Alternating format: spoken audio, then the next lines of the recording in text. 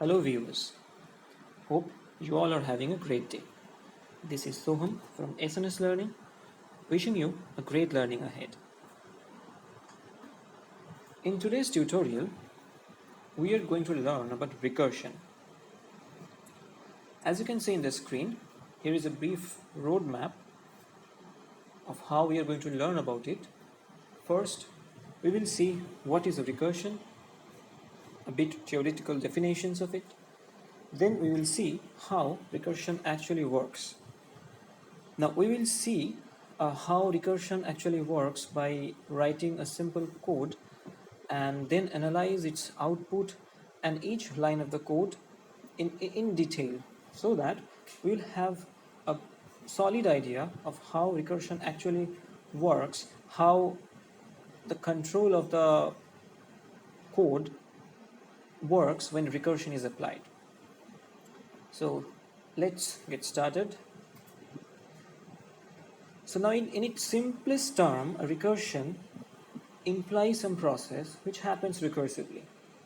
Yes, it's that simple. But believe me, once you get hold of the idea or the approach that recursion applies, you will see how tremendously powerful technique it is. So here is a brief definition. In computer science, a recursive program is such a program or process or function which calls itself and keeps calling itself until a certain condition satisfies.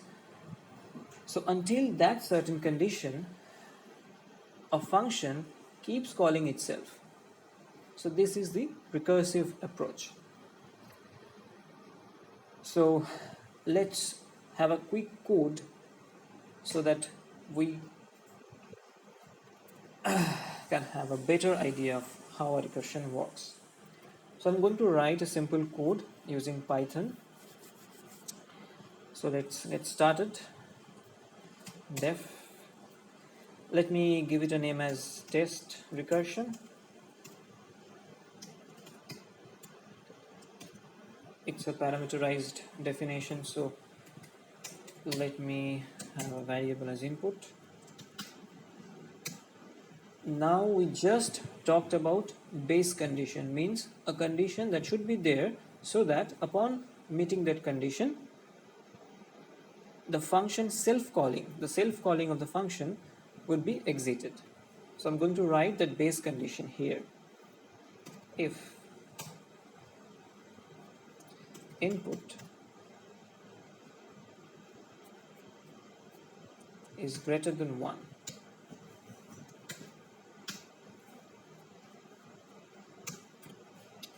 now I am writing the code that would execute upon satisfying that condition that is written in line number 2. Counter is equal to input minus 1.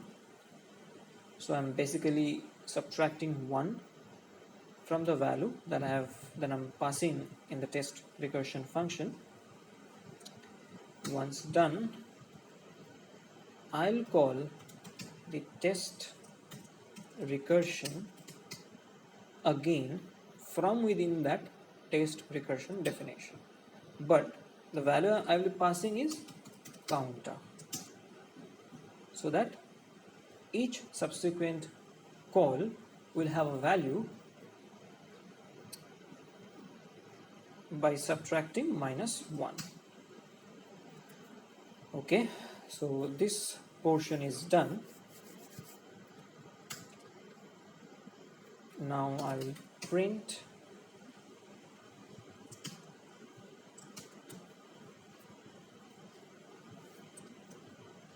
value of the input variable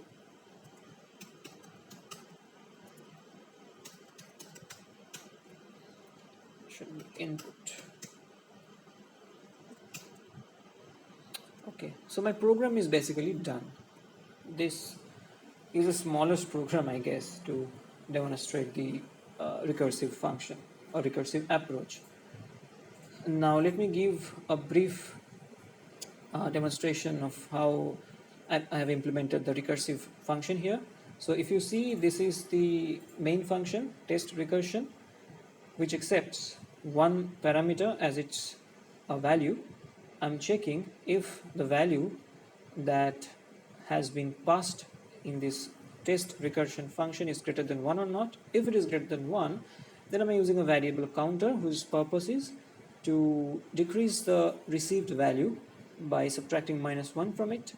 And then this is the portion where recursive procedure has been implemented, that I am again calling that test recursion function from within the function itself and passing the counter which I've just calculated as an input parameter.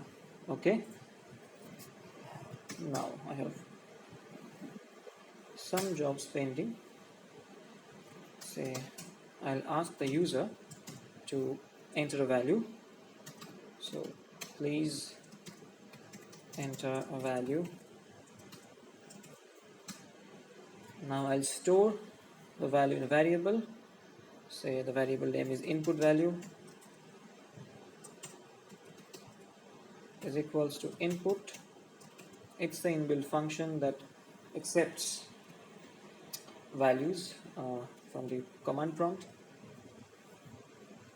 Once done,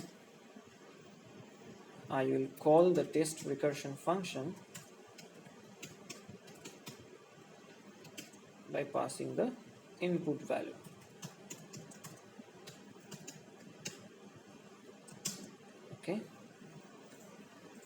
Okay, I have missed one thing. I have to typecast it to int, because say I'm giving 5 as an input, but if I don't typecast it to int, by default it will take 5 as string, not a number. But here I am doing a greater than operation, so it must be a number. So that's why I have typecasting the user input to integer. So my programming is done. Okay, let us save it. Okay, I already had a test recursion. Anyway, I'll override this. I don't know what. Yes. So let me run the program to see if all the syntax and everything is okay. So this should be in this path.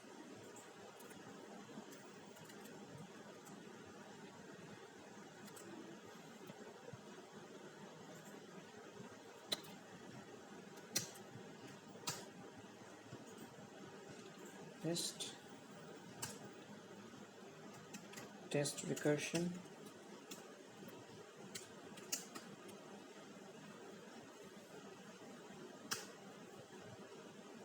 Okay, sorry, should be given with the extension. Okay, so syntax are correct. Let me check whether all this logic is correct or not. So I'm entering a value 5. So it is printing value of the input variable as 1, 2, 3, 4, 5. Okay, great, done. Now let us analyze the program step by step, and I'll relate the output that we are seeing here. Okay, step 1, I have given input as 5, so my input value variable has been assigned to the value of 5. Done. Next, I am calling the test recursion function by passing this input value, which is 5. Okay, let me write this step here. Test recursion 5. So this is the first function call that has been done. Okay, now once I'm passing 5 as input parameter, now let us analyze step by step how it worked. So 5 is greater than 1. Yes, it's satisfied. So it will enter in this section So my counter becomes 4. 5 minus 1 is 4. So my counter becomes 4. And I'm again calling that function itself by passing the variable counter. So from here, I am calling this test recursion function again, but with different input parameter. That input parameter becomes 4. Okay. Now, input is 4. 4 is greater than 1. Yes. Now counter becomes 3. Again calling test recursion with value as 3.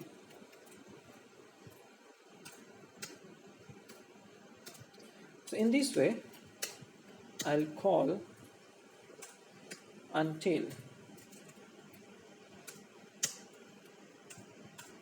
this one. See, in every step I am subtracting the input value by 1. So in the first call, this is 5, then 4, then 3, then 2. Now the last one is 1. So the input is 1. 1 is greater than 1? No. So the condition failed. So it would not enter in this section and execute this code.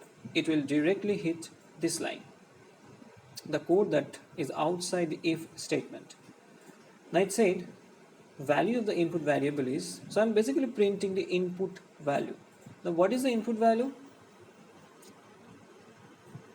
Obviously input value is 1 because before printing this statement or before executing this statement, my input value was 1 because I had passed 1 as a parameter. So ideally it should print only 1.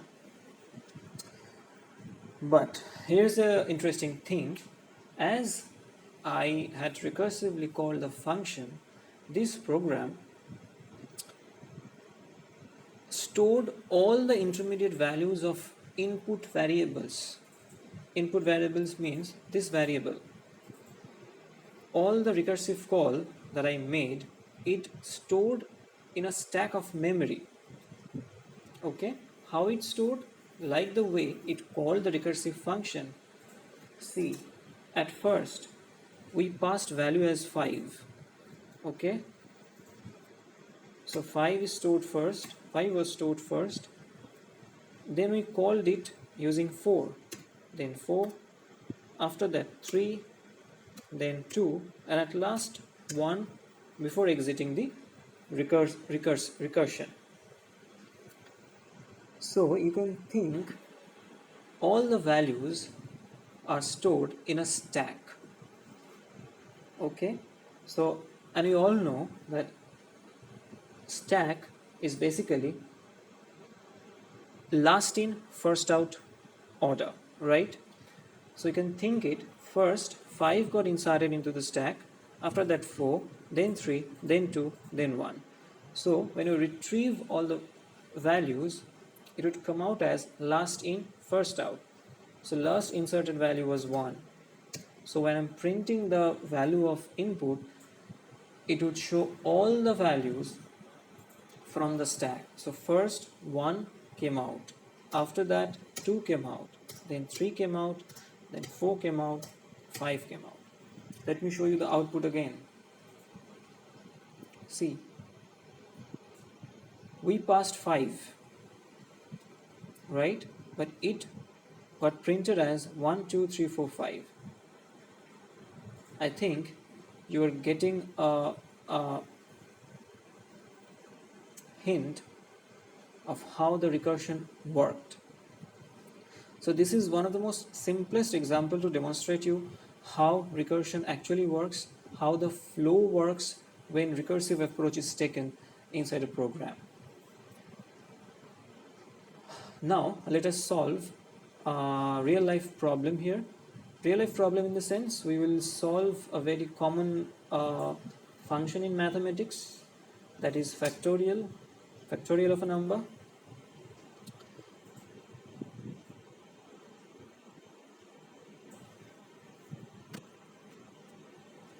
Let me write the code.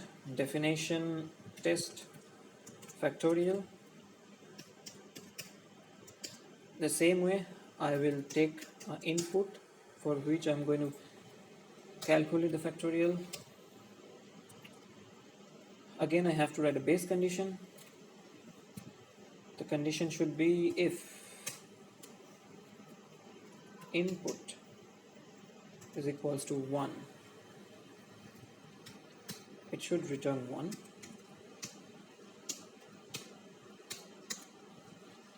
Else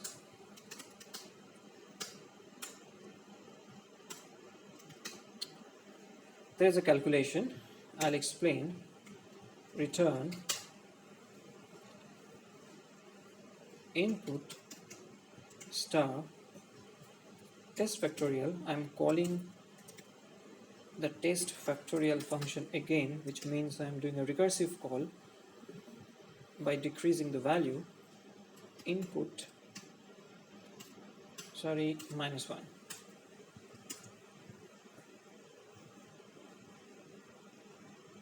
So input star test factorial input -1. Fine. This is it.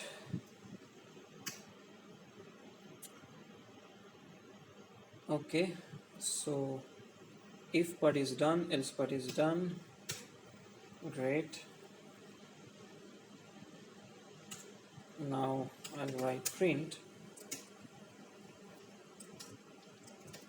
Please enter a number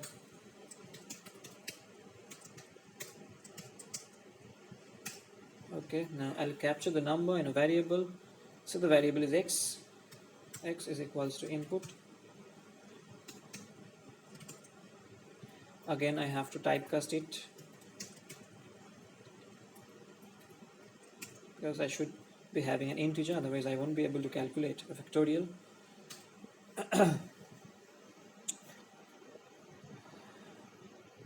Now I'll call the test factorial function. Say y is equals to test factorial. I'll pass the value x, which I've just received. So now this y will contain the output of test factorial. I'm assigning the output into y. Now print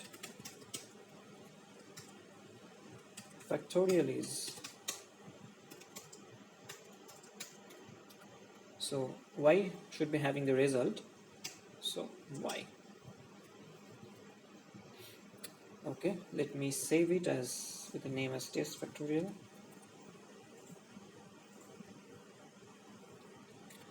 Test factorial saved. Let me run it and see whether I have done any typo or any logical mistake. So this should be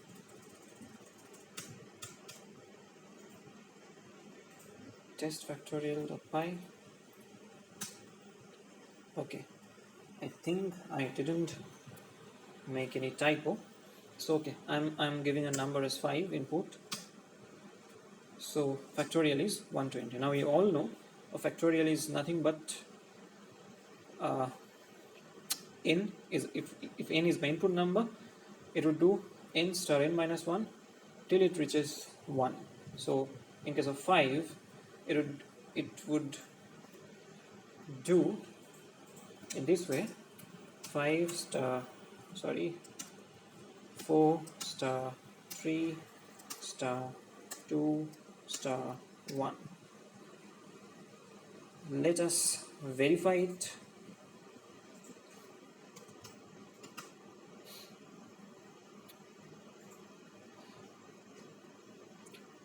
Five star 4 star 3 star 2 star 1. Okay, so the result is correct.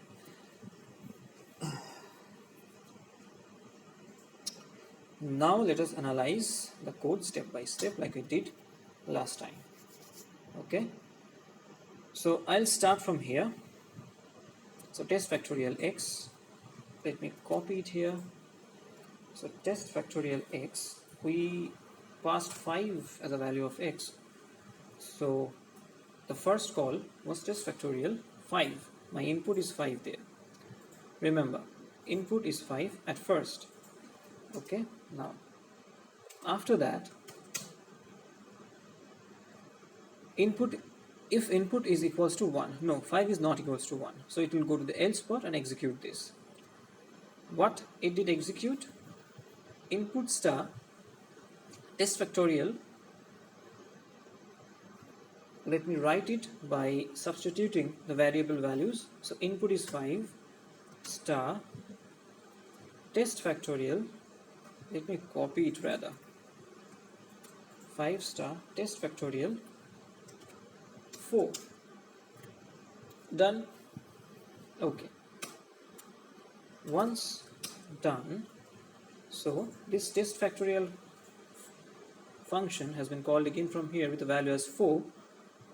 So again, let me copy the whole thing.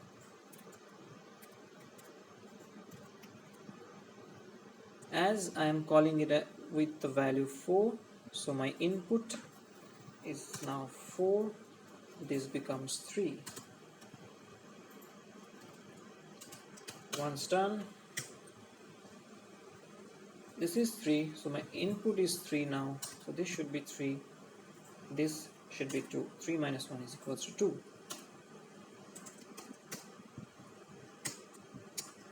Now my input is 2, this should be 1. This is the last step.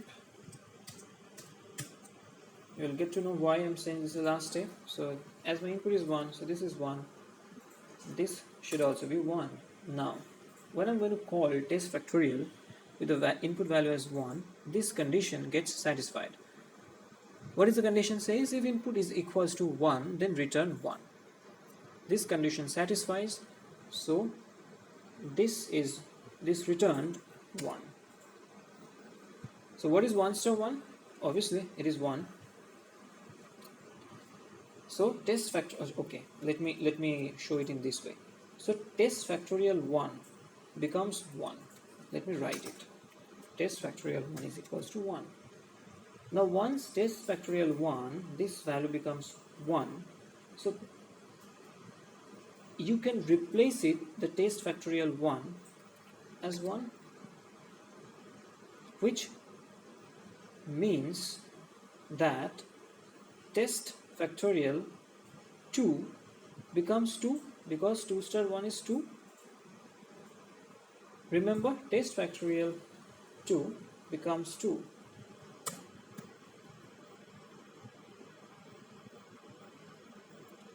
Now test factorial 3. What is test factorial 3?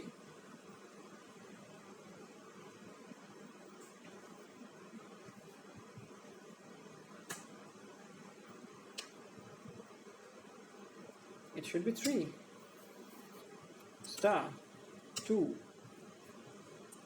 You should replace the whole value. Star 1 star 1. Now what is test factorial 4? Test factorial 4 is this.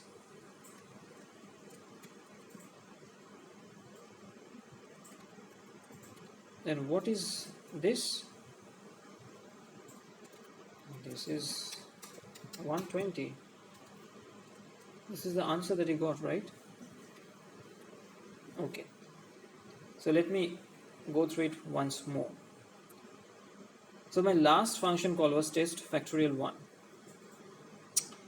So now test factorial 1 is 1 because it satisfies this condition and it is returning 1, right? So my test factorial 1 becomes 1. So what was test factorial 2 then? Now let me write it. Test factorial 2 was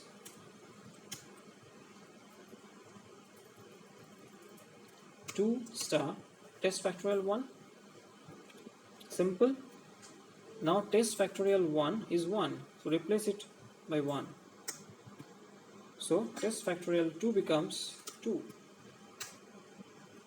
What was test factorial 3? It was 3 star test factorial 2. Now we have already calculated test factorial 2, so replace it with 2, which is 6. In the same way, we can calculate this one also, 4 star. This should be 3, and 3 is 6. We can replace it by 6, becomes 24. This is the last step. 5 is equals to 5 star 4. Now what is factorial 4? 24. We have already calculated in the last step. Replace it by 24. You are getting the result at 120. This is the one. See it very carefully. When I am doing the calculation, I first calculated test factorial 1, then 2, then 3, then 4, then 5. But when I passed the value, I passed the value as 5. So if you see, all the values were stored in a stack. Like first one is 5, then 4, then 3, then 2, then 1. But when I'm retrieving it, I am retrieving 1 as my first value, then 2, then 3, then 4 and 5. So this is the last in first out retrieval from stack. I hope you have got at least to an extent the idea of how recursive approach works in a program. I know it may be a bit confusing to some of the viewers. I would suggest go through the tutorial, mainly the first one where I have showed you with a simple program how these intermediate values got stored. This is the main thing. Once you get hold of it, then you will see it's not a difficult one. With the same approach, with the same mechanisms, like storing all the values, all the intermediate values, this factorial program has been implemented. I am using all the intermediate values and I'm just doing a multiplication one after another, which is the definition of a factorial. So I hope you enjoyed the video. If you like the video, please hit a like and do share and subscribe. Thank you.